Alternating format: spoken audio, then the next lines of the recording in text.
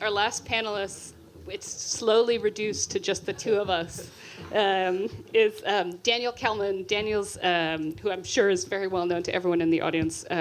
Daniel's the author of a number of novels, but he's going to talk to us today specifically about his novel Fame, which was translated by Carol Brown Janeway, previous winner of the Ulfers Prize, and who was also his editor for the novel as well. And I think we're going to talk about the chapter, A Contribution to the Debate, which poses its own translation challenges.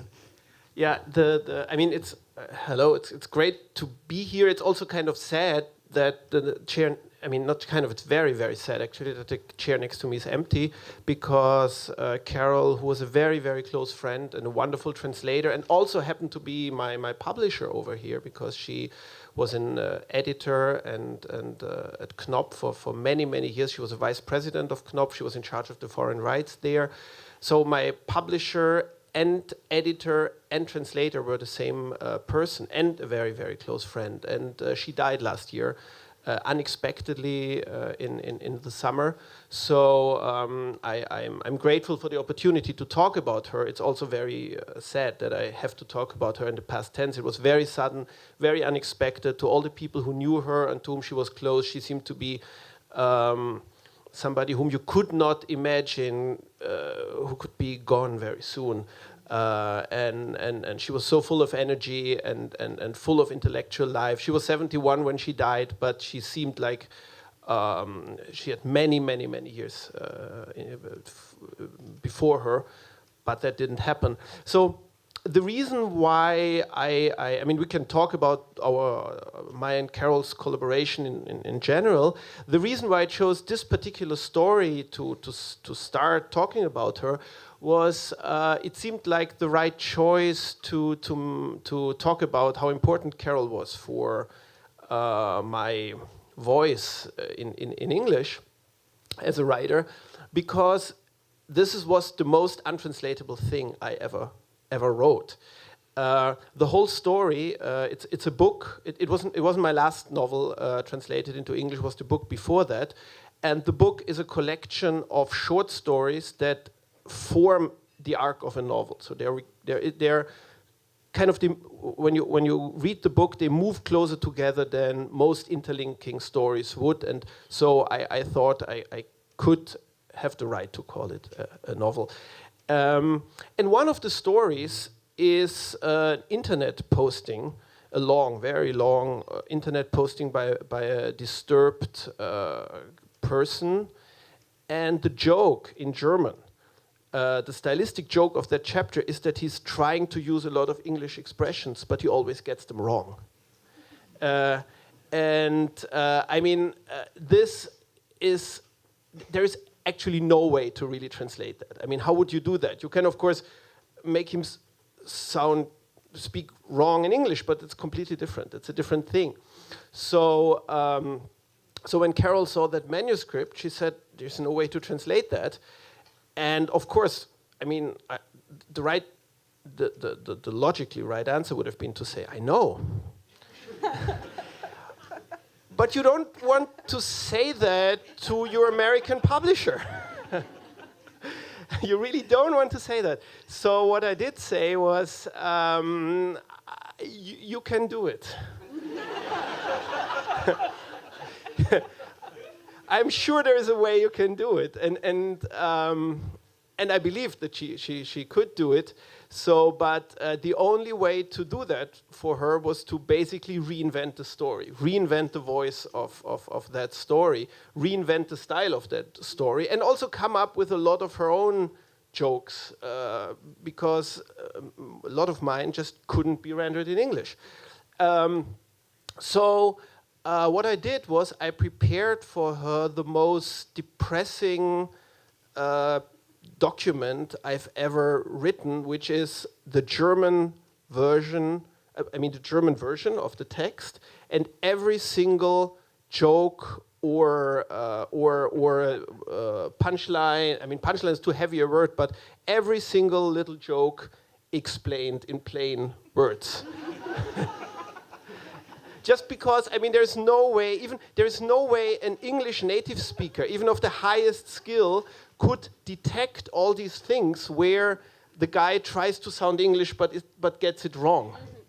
So I just had to explain it all. Just what phrase is he going for? Why does it not work? What's wrong here? And then I said to her, just do whatever you want. And she said, I mean, people posting on the internet, it wasn't something she did.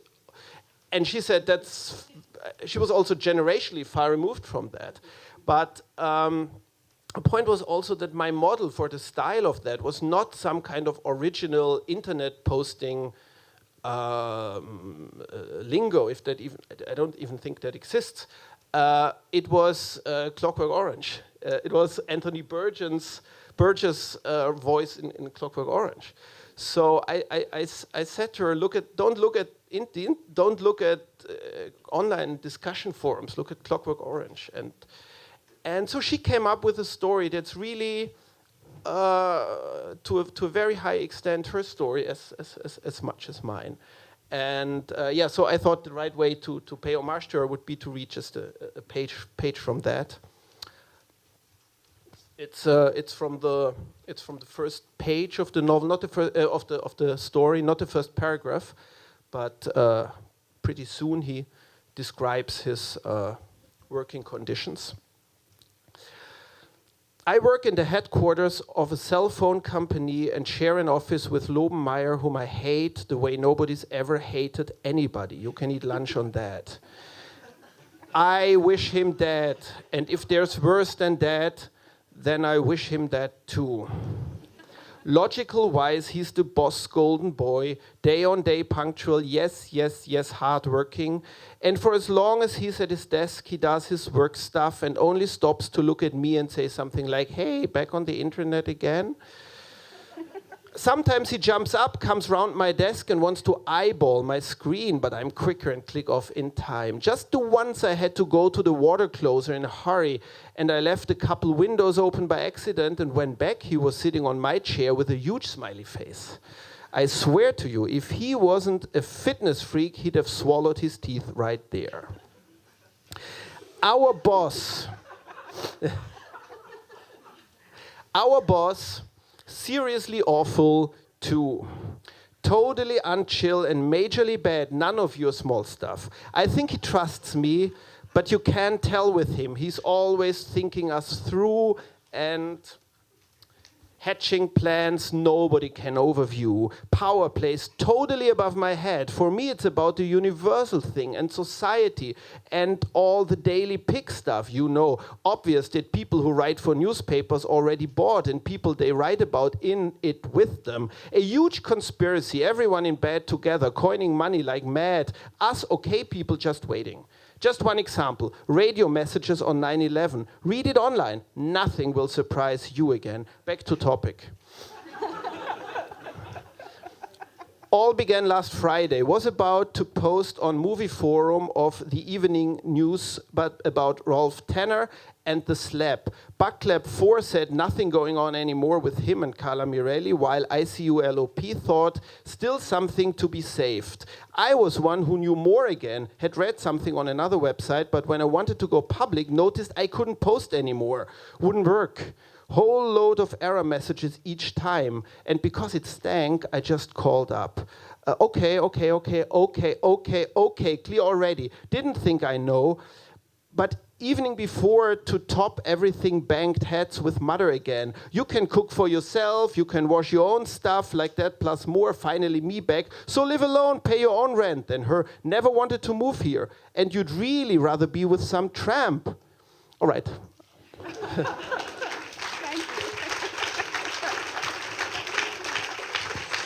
I can only imagine that Carol had to say to the copy editor, oh yes, do not fix this. Oh yes. Do not change this. Yeah, that was kind of a nightmare with the copy editor, that's true. I mean, I'm sure it was also a nightmare for the copy editor to decide what was actually supposed to be wrong and what was wrong. So, but I wasn't part of that discussion, thank God. But I knew that there was there were a lot of emails going between Carol and her assistant and the copy editor. A lot. Yeah, well, I wondered if you could talk to us just a little bit about how you and Carol worked together. Did she, do the whole translation and then send it to you, or did you talk as it was going? Or She was very unusual in the fact that she really, for her, translating was not her job. It was recreational. It was something she did in her holidays.